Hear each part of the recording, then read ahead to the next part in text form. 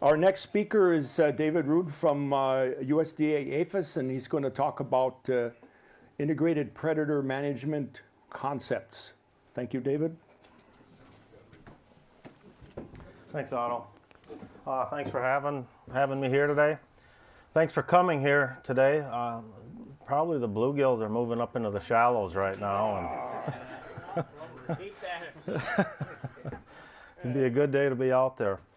I want to recognize my colleague Eric Fromm. Eric Fromm does the lion's share of wolf and bear work in northwest Wisconsin, including Washburn County. So Eric, raise your hand. Thank you. So we'll get going lickety-split. So when we're talking about livestock predators in the state of Wisconsin, primarily we're dealing with wolves, black bears, and coyotes. Very rarely we'll have bobcats, maybe kill a lamb or domestic fowl, but typically speaking, this is cow-calf workshop. When we're talking about cow-calf wildlife predation, we're dealing with wolves, black bears, and coyotes in the state of Wisconsin. And I'm primarily going to talk about gray wolves today and our program in dealing with gray wolf conflicts in Wisconsin. This map of the U.S. represents, those green areas represent what most people feel is suitable wolf habitat in the 48 states. The black polygons represent those suitable habitat areas that currently are occupied by wolves. And most recently what we have seen is there is now a breeding pack of wolves that have moved into California. Eastern Washington, Oregon have recently been colonized by wolves. So we're getting upwards of 10 states that have wolves in them. And there is some unoccupied suitable habitat that still exists up in the Northeast. But as you can see, our population of wolves is contiguous with the 3 states. And keep in mind, from a biological perspective, our gray wolf population is classified as a federally endangered species. Remember, this is a contiguous population of wolves that extends to the Arctic Circle. That population is 70 to 80, maybe 90,000 animals that exist from central Wisconsin up into the northern latitudes of Canada and Alaska. So we'll talk about non-lethal abatement techniques to try to resolve predator problems. And one of you go back in time, this isn't a relatively recent phenomenon. You go back to 1717 in the Cape Cod region of Massachusetts, there was a proposed wolf fence to protect livestock from predators. And that would have been bears, wolves, and coyotes. But in 1717, people were thinking about, how do I exclude my livestock from predators? And interestingly enough, this proposal that was put forth, it failed from complaints from the unprotected neighbors outside the fence who didn't want the wolves shut out on them. And the proposal was a 6-foot-high board fence. Another technique that was used was vegetation management. Woods burning was used to reduce vegetative cover near livestock. There's an example of that in the literature from 1928 in Arkansas.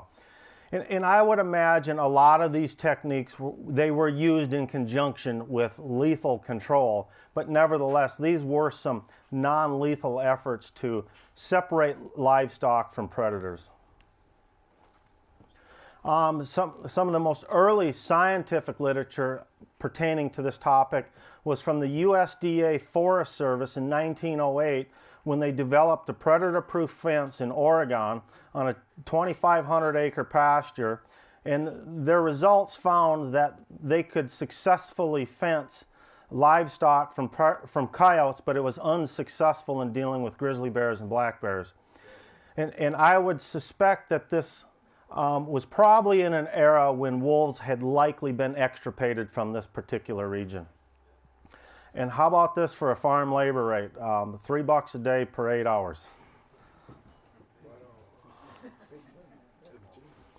And what we've seen, folks, when wolves began to colonize the state of Wisconsin, they colonized some of the best suitable wolf habitat in the state. And these were big blocks of contiguous public land that had very, very little agriculture in it. And there was very little conflict between wolves and livestock in this earlier era of wolf recovery, recolonization in Wisconsin, which was occurring from 1980 to the mid 1990s. But what we started to see as this wolf population expanded, they started to establish territories in areas that were becoming more fragmented. It wasn't the big blocks of contiguous forest land. As you can see, this black polygon represents a wolf pack territory, and those open areas, that's agriculture. The north end of the wolf pack was forested public land, and the southern fringe of that particular pack started to, it was fragmented and had livestock production. So around the mid to late 90s, we were starting to see wolf packs establishing in these areas, and we really started to see a consistent trend in wolves killing livestock annually. And then, as late as 2010, 2013, this is an actual example of a wolf pack territory in Marathon County. And you can see predominantly that pack's territory is agricultural land. A lot of it being row crop, but there is livestock production included in that. So as this really suitable habitat has been saturated, we're starting to see wolves spilling out of the northern forest, central forest, and establishing territories in this, what we would call unsuitable habitat, because generally speaking, when we do see wolves colonize areas like this, there's going to be conflicts with livestock. When we're investigating wolf complaints, we have to put these complaints into 4 categories, and this comes from the Wisconsin Wolf Management Plan, and state law drives compensation in the state, and so we have to package wolf complaints that if we received from you into these 4 categories, and they're confirmed, probable, confirmed, non-wolf. That would, a confirmed non-wolf complaint would be, for instance, a farmer calls us out about wolves killing a calf and the evidence suggests it was coyotes that caused the depredation. Or unconfirmed. It doesn't mean we don't know the reason the calf died. It just means we know wolves didn't kill the calf. The interesting thing about this photograph, if you notice, there's a magpie in it. Eric took this picture with the trail camera, and it has a magpie in Douglas County. Yeah, that is rare. So when we're investigating complaints, if you call us out to investigate a wolf complaint, the policy says call you back in 24 hours, and if there is a livestock animal in reasonable condition to examine, we have to investigate it within 48 hours. Generally speaking, by the time we receive a complaint and we have boots on the ground looking at whatever it is that was called in, is within the day, oftentimes less than 3 to 4 hours.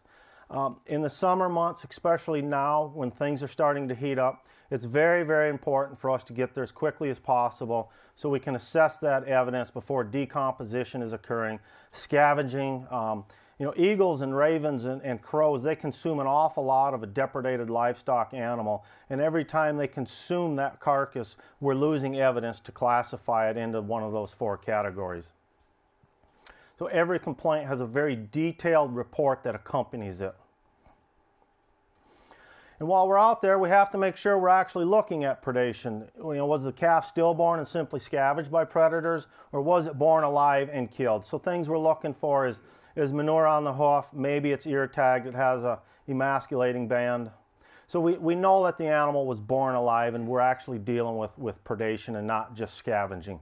Because producers aren't paid for wolves scavenging on livestock, only if they depredate livestock. While we're there investigating complaint, the evidence we're looking for, are predator tracks, wolf tracks. Generally speaking, they're 4 inches long by 3.5 inches wide. Coyote tracks are much smaller. Wolf scats, there's a big difference between wolf scat biomass and coyote scat. And generally speaking, when we're dealing with bears, there's a lot of vegetation in bear scat and not so much in predator scat. We're looking at where the animal was attacked. The calf on the right, bitten dorsally over the vertebrae. That's very classic of wolves killing young livestock, calves that are less than 3 months of age. Coyotes typically won't do that. The calf in the lower left with that ventral neck bite, That's pretty signature of where coyotes might attack a livestock animal. And the calf on the upper left, that was a newborn beef calf, Red Angus calf, that was attacked by coyotes in the flank region, and they simply killed the animal by stress, blood loss, shock, and trauma. So, I mean, when we're out there and we're looking at dead livestock, these are the things that we're looking for and looking at to make sure we classify it correctly. We also look at the canine puncture space. In the hide of a depredated animal, the lower right, you can see the spacing of that is about 1.5 inches, 1 3/4. That's very signature of a wolf bite. Fairly large diameter puncture holes, 3/8 of an inch generally speaking. 1.5 inches or greater is a very signature of a wolf bite. And you can see all the hemorrhaging and shock and trauma and blood loss. That's evidence that obviously this animal was alive when it was bit. And that just represents the canine tooth spacing of a wolf right there. In that image, it's about 1 5/8 inches. Another technique that we've used, sometimes successfully, sometimes unsuccessfully, we can collect saliva or tissue around those canine puncture holes and submit it to our National Wildlife Research Center, and they can actually try to get genetic material from the saliva and classify by species what saliva that has what species that saliva came from. It's been used successfully. It's not 100%. I would say right now it's about 50-50. Carcass location, consumption, drag trail. How much of the animal was consumed? If we know when it was killed, we know when you found it, how much of it was consumed. Is it improbable for a coyote to have consumed that much, or a bear? Or how big, how large of an animal is it, and was it dragged? I mean, coyotes don't have the ability to drag carcasses as well as wolves or bears. And maybe it was cached. It's not uncommon for bears to cover prey items. Maybe it was a fawn or a livestock carcass or a roadkill. They'll drag a roadkill deer off the edge of the highway and then cache it with vegetation. Wolves occasionally will do that, but fairly infrequently. So when wolf recovery was occurring from the 80s into the 90s and the early 2000s, is when we started to see the number of wolf complaints increasing. Those blue bars represent wolf complaints we've received in the state of Wisconsin where we actually went out and investigated. Those red bars represent those complaints that we classified as confirmed or probable.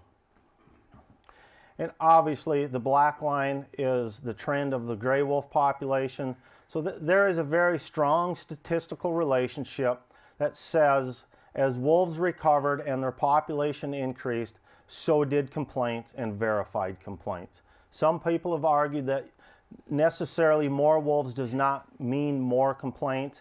In the state of Wisconsin, there's a strong correlation that it does mean that. But this is important. These are the confirmed and probable wolf complaints we've received since 2003. So 2003, we had 35 confirmed or probable wolf complaints. In 2003, the wolf population, the minimum count was about 350 animals. And today, last year in 2015, we had 91 confirmed or probable wolf complaints.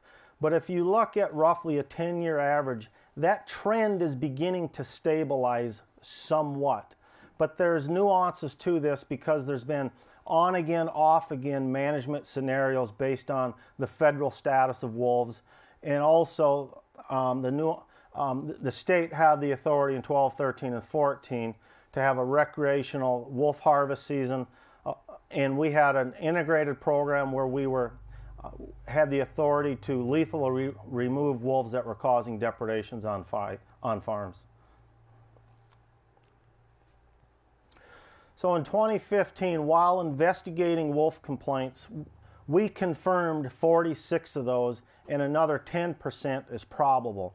So over 50% of the investigations that we conducted were classified as confirmed or probable, and 17% of those were confirmed as non-wolf. And generally speaking, when it's a non-wolf complaint, it's usually coyotes have killed a beef calf. These beef calves are fairly vulnerable to coyote predation that first day or two of their life. And resource categories, while we're investigating complaints, beef cattle makes up the majority of it by over 50%. 50% of the conflicts that we're looking at relates to cow-calf producers. Dairy cattle is a fairly significant portion at 12%, and then the next biggest component is dogs and hunting dogs. Someone asked about a map of wolf conflicts in the state. You know, I get this as kind of a wide scale, but in 2015, those larger red dots represent those confirmed and probable conflicts. The smaller dots represent the confirmed non-wolf or the unconfirmed complaints in the state. And as you can see, it's mostly a northern forest system in the northern wolf harvest zones, some in the central forest, and then some scattered out. Notably is Crawford County in southwest Wisconsin.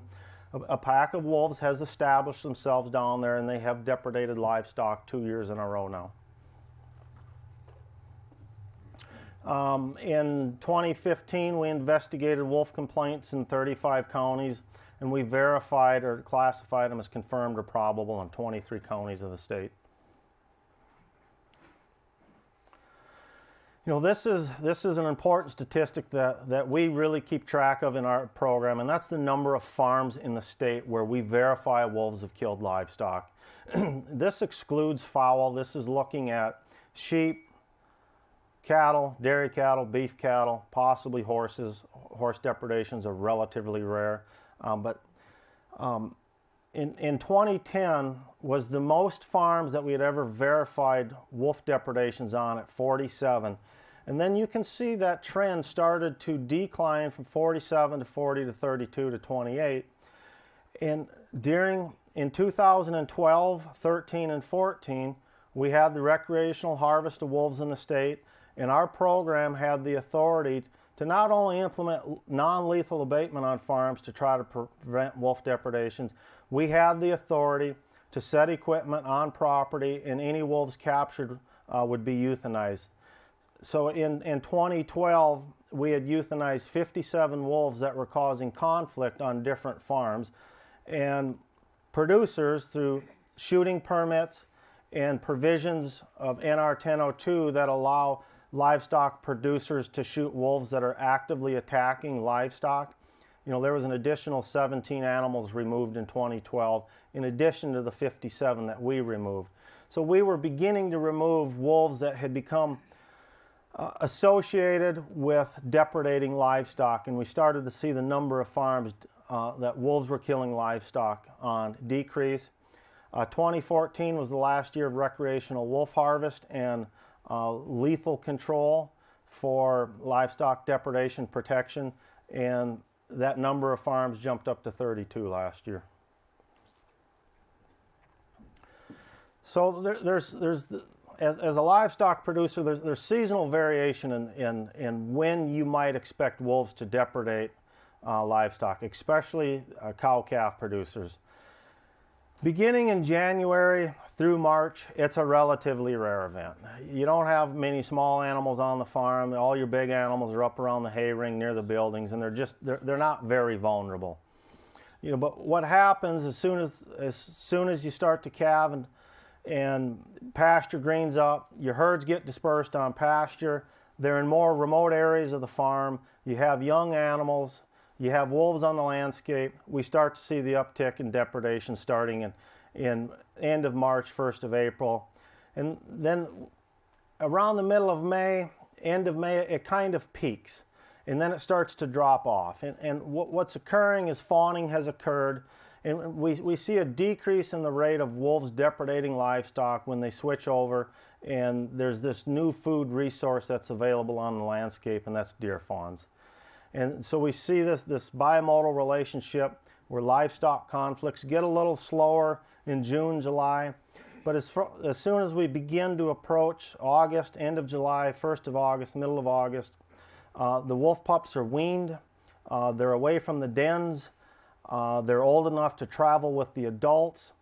And you can possibly end up with an entire pack of wolves that are called rendezvousing, or they have a rendezvous site near your farm. The bioenergetics of the wolf pack is increased tremendously because you not only have the two breeders that need sustenance for survival, the pups are also old enough to where they're depending on meat for sustenance. And we see these depredations increasing in August and September. And then towards the middle to end of October, it starts to decline again.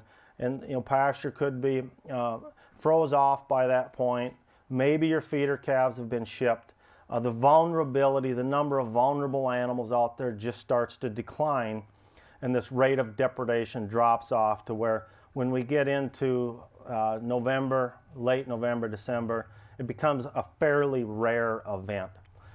What we have seen when livestock producers do have wolves on their farms late in the year and depredations are occurring, those can be significant issues for that producer because those wolves are, they're going to spend time at that farm hunting livestock because they've become acclimated to doing it.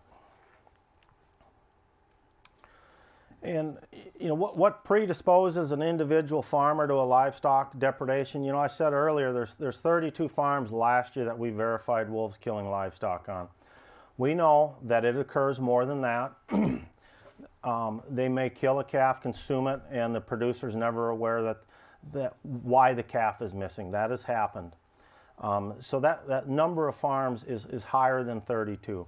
But what predisposes a farm to wolf predation in Wisconsin is generally it's a larger farm, usually has 50 to a few hundred head of cattle on it, more remote pastures. And what happens, these farms are just positioned on the landscape where they butt up next to really good wolf habitat. And this is an aerial image out of an aircraft flying from Ashland down along Highway 13. So this would be right around Marengo, High Bridge, York area looking south. And you can see that pasture land right there, but that blue haze in the background is the Great Divide Ranger District of the National Forest. There's county forest land there. And there's about 500,000 acres of really good wolf habitat right up next to this livestock production area. And there's a lot of cow-calf operations in this area. And you simply have 4 strands of barbed wire separating your animals from some of the best wolf habitat in the state.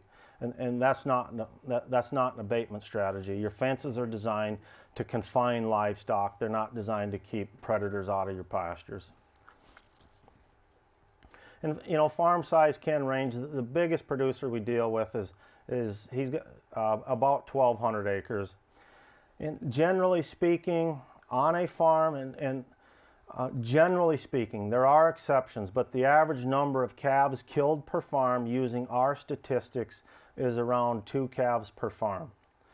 There are situations, as you can see, where one particular farm we verified 12 calves were killed. That particular producer had a fairly large missing livestock claim that year also.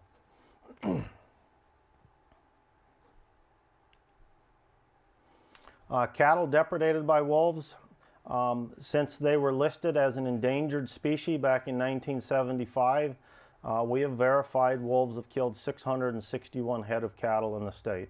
Last year it was 46. Something that's not talked about but is very important are these non-depredation impacts that wolves can have on livestock production. And Mr. Link hit the nail on the head. The instance in 2015, there was an incident on that particular property where we didn't have good abatement strategies, and the best solution was just to move the cattle off of that pasture. And to me, when that is the solution, the program has failed because we weren't able to resolve that conflict using just non-lethal techniques. We need to have an integrated approach to resolving livestock depredations from wolves. But some of these non-predation related impacts that wolves have had on livestock production includes weight loss.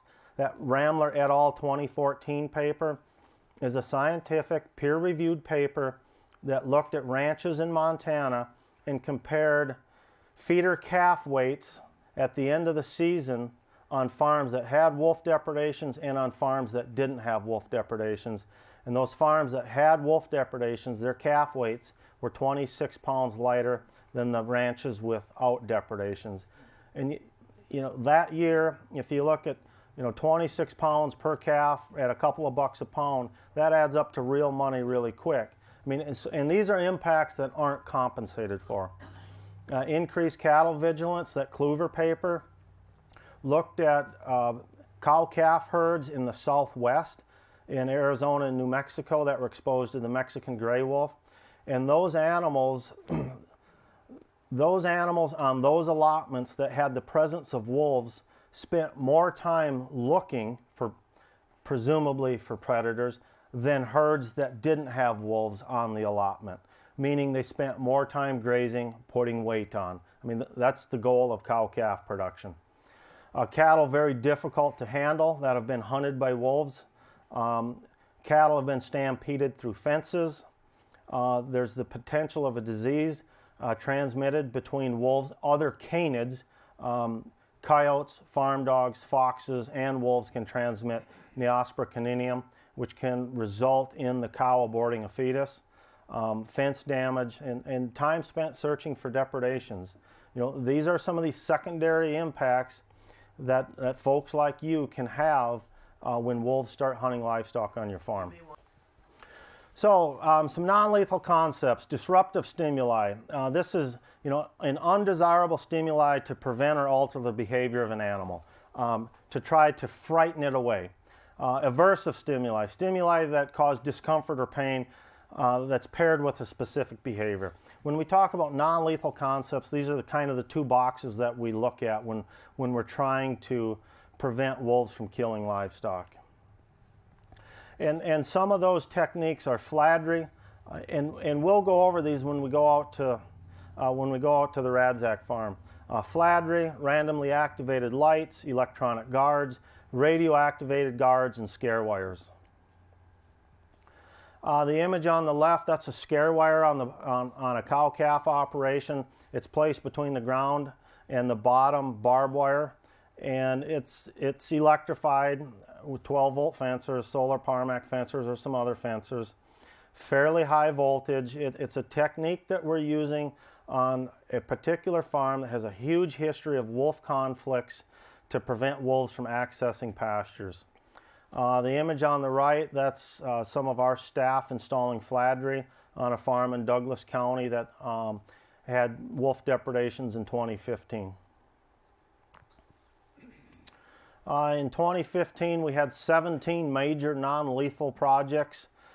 We installed almost 16 and a half miles of fladry. We put these radio-activated guards, and you'll see these this afternoon, out on 3 different properties. Installed over 6 miles of electrified polytape, used electronic guards, and various livestock husbandry recommendations.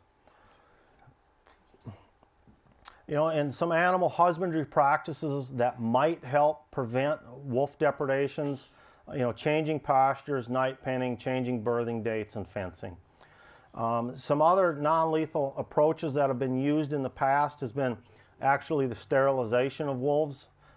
They felt if they weren't breeding and they weren't raising pups, the energy demands of the pack would be suppressed, and therefore they wouldn't depredate livestock. It wasn't proven scientifically with wolves, but it was a technique used in Utah with coyotes where they were able to actually reduce rates of predation on lambs from sterilized coyote pairs. Translocation of problem wolves, that was a technique we used prior to 2003. There was 33 different wolves that were caught from farms that were suffering depredations from wolves, and we moved these long distances and released them. It didn't prove to be a very successful technique because the majority of these animals died within the first 6 months of them being released. But what it did do is it stimulated 9 county boards to pass resolutions not wanting us or the state of Wisconsin releasing wolves in those counties. So it was an unpopular technique. That's an image of a radio-activated guard. It's got a strobe light and some sirens, and it's activated by the presence of a radio-collared wolf. So it's more of an interactive tool. It's not going off all night. We know if the stimuli is going off repeatedly and consistently, animals will habituate to that fairly quickly. But this is it's an interaction. It's an interaction based on proximity between wolves and this box from its radio collar, where it sends a signal and it activates the device.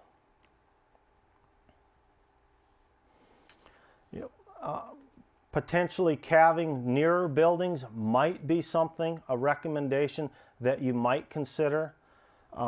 It doesn't prove to be 100% effective. We've had wolves kill livestock very near buildings. So to say that this is foolproof would be inaccurate, but it's something that you might consider. And Mike will talk more specifically about guarding animals. I've talked about the importance of having an integrated approach to resolving wolf conflicts. And right now, with the federal classification of wolves as federally endangered, we can only try to prevent depredations for folks like you using non-lethal abatement techniques. And this is a scenario that happened in 2010 in Douglas and Bayfield County. That black line represents the summer territory of a wolf that Eric had radio collared in an attempt to use a radio-activated guard. And I'll just walk you through what happens. And so the green represents forested cover, the beige is some type of agriculture, and the blue's self-explanatory, and the top of the screen is Lake Superior. So on May 10th, we had wolves kill a calf.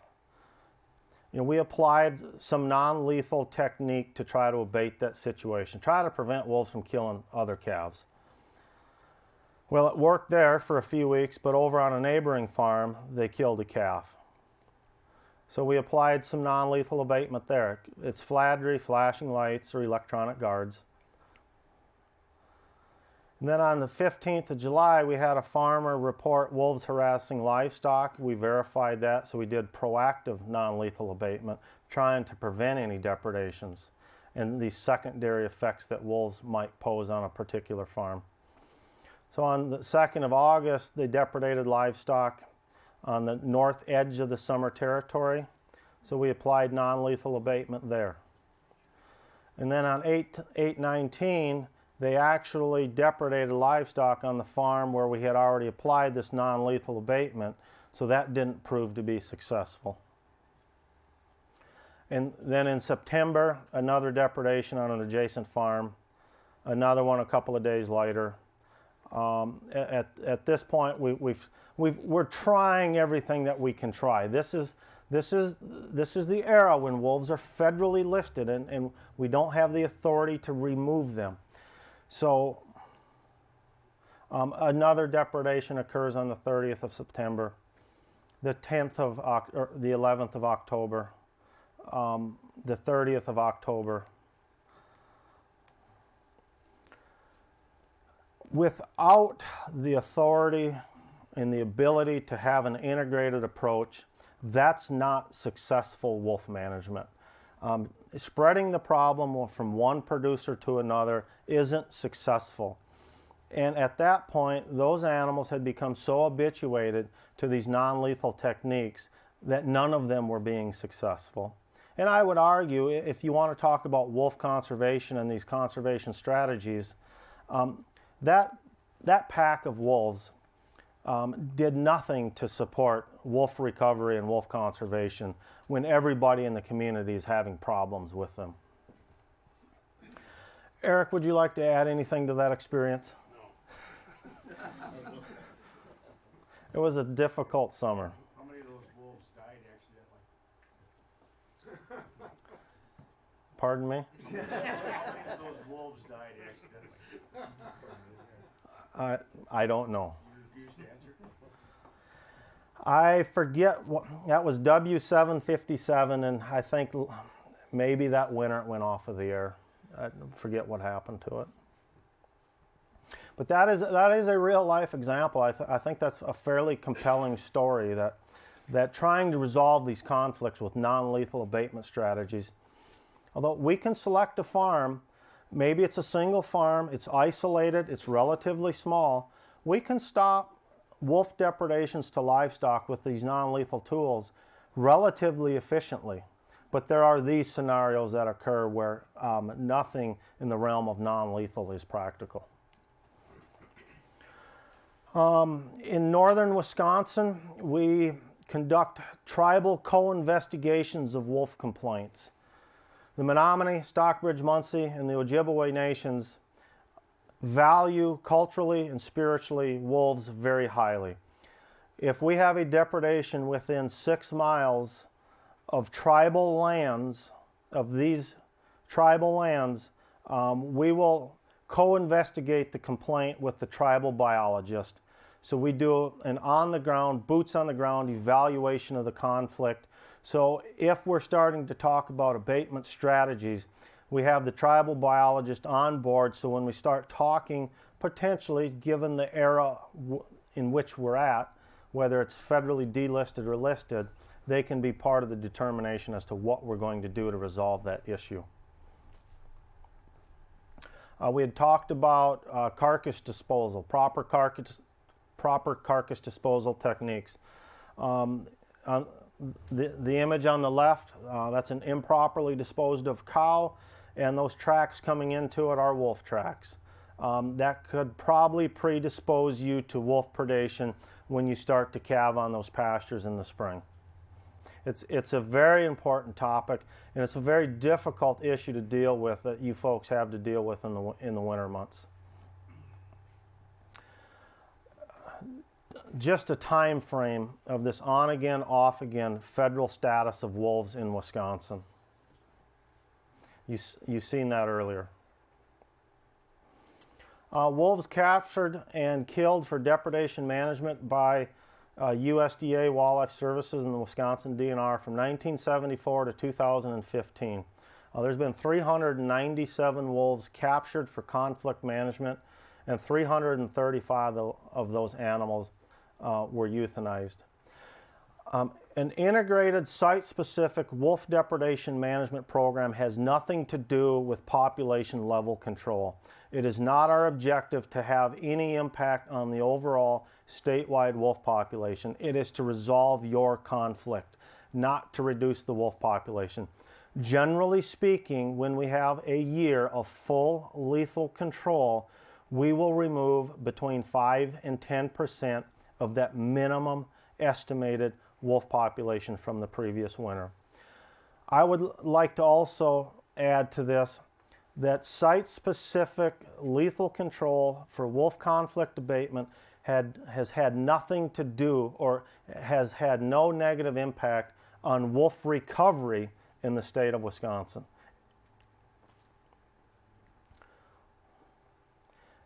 You folks saw this image earlier. I mean, what it speaks to is those years when we had the authority to lethally remove wolves in 2002 through 2008, and then in 12, 13, and 14, you can obviously see that the population growth line is increasing while we had the authority to lethally remove animals.